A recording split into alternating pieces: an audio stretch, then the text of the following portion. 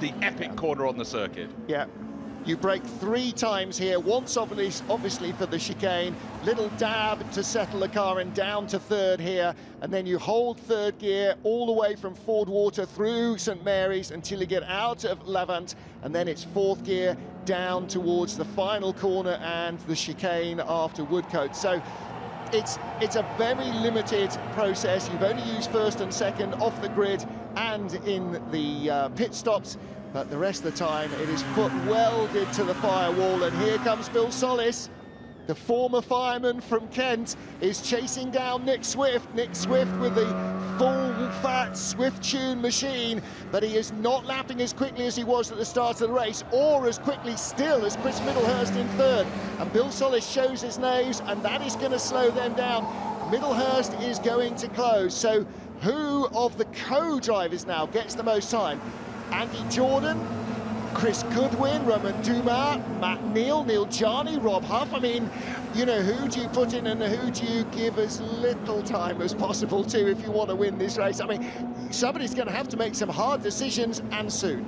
He's going to be pulling straws, but the top 5 covered by about 3 seconds. And the first of the pit stop is car number 3. Slam of the door. That doesn't look like a happy Overington David Brabham car. David Brabham won't take over. Tina Cooper has come in to hand over to Anthony Reid, so they're in 26th position. So let's see how the Bruce Jones prediction is going to curse Anthony Reid.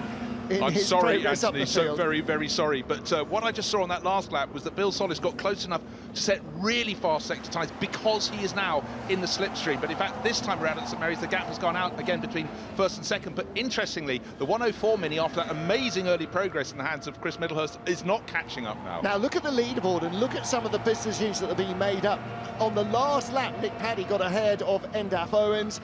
Michael Cullen made up 2 places to get ahead of Emanuele Pirro and Chris Lewis.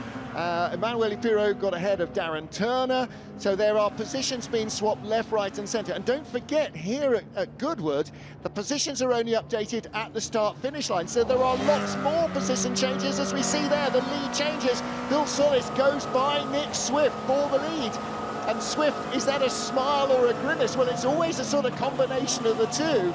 It's almost like Charlie Brown teeing up to kick the football. You know, what is so extraordinary, you look at how quickly the cars change angle as they go through the chicane. It's not just a lovely serpentine S, it's put it in, flick it the opposite way, stay off the curbs if at all possible. Now, let's look at the rearview mirror. Is it Nick Swift smiling? No, he's working fully hard. You know how hard he's working. He's not gesticulating to the onboard camera, which is his normal one.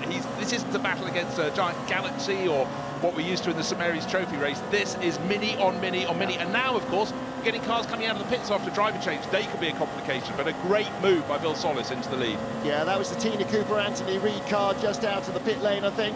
And watch the rev counter. That's the gauge on the right-hand side. As he changes from 3rd to 4th, it basically goes from 6.5 to 8, or 8 back down to 6.5. These things are revving much more than you would want to do with a standard road engine. They are built for speed, but an 8,000 RPM Cooper S engine is really producing the goods.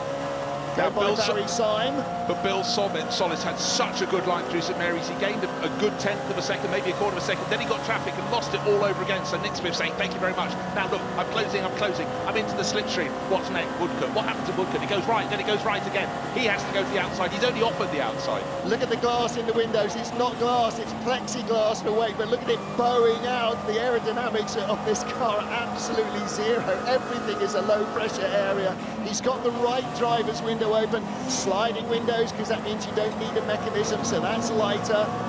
And across the line, who's in the pits? Is the leader in? No, he's not. So Bill Sollis continues. Nick Swift in 2nd, Chris Middlehurst in 3rd place. How much time have we used up? We've got 24 minutes remaining.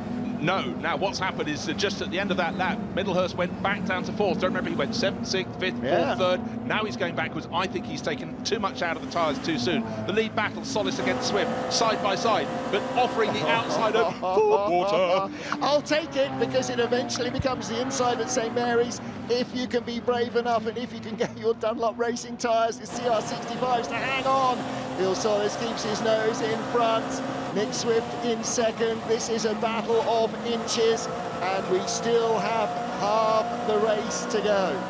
I might predict that Jeff Smith might be in the lead very, very soon indeed, with this lead battle getting very, very fruity. But it's just, when you get this onboard footage, you can see how far Bill Sollis travels across the track going through a corner. There's only a minimal amount of grip. You've got to find it, but you've got to work those tyres, get the heat into the tyres.